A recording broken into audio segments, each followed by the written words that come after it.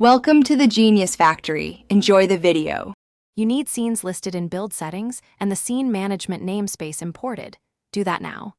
Next, write a public method that begins loading by name or index.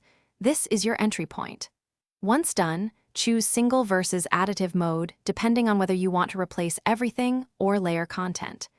Make sure persistent managers are marked "Don't destroy on load" before additive loading. Otherwise, they may duplicate. Start the asynchronous load call immediately so you can control progress and transitions without freezing the app. You'll use Scene Manager. Load scene async to keep the UI responsive. This returns an async operation you must track. Poll async operation. Progress and update a progress bar. Remember progress caps at 0. 9 until you allow activation.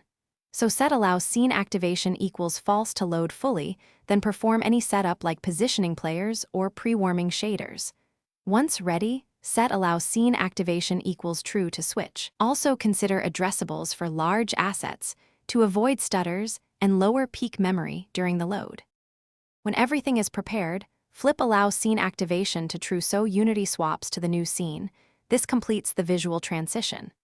After activation, call unload scene async on scenes you no longer need to free memory and run resources. Unload unused assets if necessary.